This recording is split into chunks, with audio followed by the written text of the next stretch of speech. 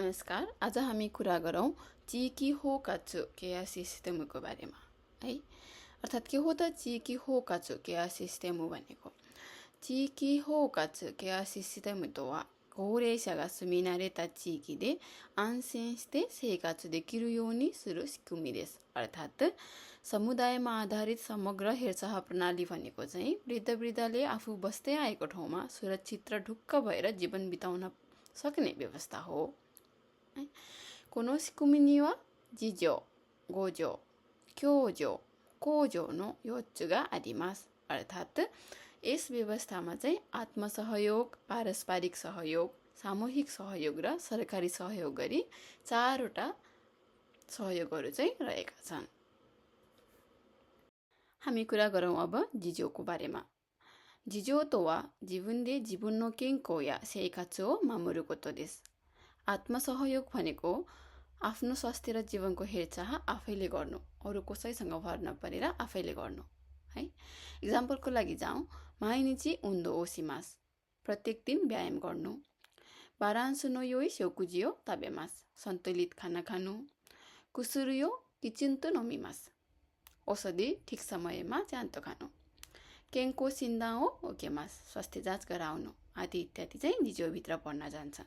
भन्न खोजेको चाहिँ के हो भन्दाखेरि जीवनले देखिरो कोतो हो गाम्बारो कोतोगा ताइसेछु देश है। जिजोमा चाहिँ आफूले गर्न सक्ने काम चाहिँ आफैले मेहनत गर्नु चाहिँ महत्त्वपूर्ण हो, आफैले गर्नु चाहिँ महत्त्वपूर्ण हो है। त्यसै गरी अब गोजियो भनेको चाहिँ के हो त? गोजियो तो वा खाजकुया चिकी नो हितोताचीगा तास्केआउ कोतो देश। अर्थात् पारस्परिक सहयोग भनेको परिवार र समुदायका मानिसहरूले एकअर्कालाई सहयोग गर्नु हो है। एक्जाम्पलको लागि जाउँ, खाजकुगा ब्योइए किसोइमास, परिवार चाहिँ सँगै अस्पतालसम्म गइदिन्छन्। अर्को जाउँ, किन्जोनो हितोताचीगा खाइमोनो हो तेचुदाइमास, छिमेकीहरूले चाहिँ खाइमोनो अर्थात् किनमेलमा सहयोग गर्छन्। अर्को जाउँ, चिकिनो बोरान्तिया खाचुदोगा आरिमास, जस्तै चिकीमा समुदायमा चाहिँ स्वयंसेवा गतिविधिहरू हुन्छन् है। अर्को एउटा जाउँ, कौरे सानोमी मामुरी खाचुदो हो सिमास, वृद्धको हेरचाह र निगरानी गरिन्छ है। अर्थात् भन्न खोजेको चाहिँ के हो भन्दाखेरि हितोगा सासाए आउ कोतोगा ताइसेछु देश। अर्थात् मानिसहरूले चाहिँ आपसमा समुदायमा रहेका मानिसहरूले चाहिँ एकअर्कालाई सहयोग गर्नु चाहिँ महत्त्वपूर्ण हुन जान्छ गोजोमा है। अब जाउँ क्योजोको बारेमा है। क्योजो तो वा मिन्नादे होकेनर्यो दासियाते दास्केआउ सेइदो देश। अर्थात् सामूहिक सहयोग भनेको सबैले बिमाको पैसा जम्मा गरेर एकअर्कालाई सहयोग गर्ने प्रणाली हो। भन्न खोजेको हजुरहरूले पनि काम गरिराख्नु भएको छ होला, त्यो कामबाट होकेनर्योहरू काटिरहेका हुन्छन् है। हजुरले तिर्नुभएको होकेनर्योहरू जम्मा गरेर आपत परेको व्यक्तिलाई चाहिँ सहयोग गर्ने, एकअर्कालाई सहयोग गर्ने प्रणाली चाहिँ क्योजो हो। त्यसमा रहेका छन् जस्तै कि खाइगो होकेन, केन्को होकेन, नेन्की सेइदो आदि इत्यादि। मेन कुरा चाहिँ के हो भन्दा मिन्नादे स्कोसी जित्से फुतान्स्ते कुमात्ता हितो तास्केआउ। अर्थात् सबैजनाले थोरै थोरै सहयोग गरेर आवश्यक परेकोलाई चाहिँ मद्दत गर्नु हो क्योजो भनेको चाहिँ है। अब अन्तिममा जाउँ कोजोको बारेमा।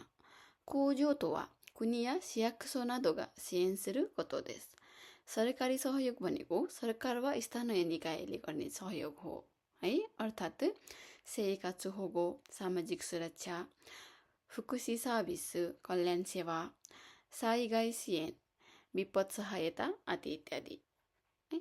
मेन कुरा भन्न खोजेको चाहिँ के हो भन्दा जिजो या गोजो दाके देवा मुजुखासी तोकी नि ग्यो सेगा ससाइमास है। आत्मसहयोग र पारस्परिक सहयोगले मात्र नपुग्दा चाहिँ सरकारले सहयोग गर्छन्, त्यस बेलामा चाहिँ कोजो प्रयोग गरिन्छ है।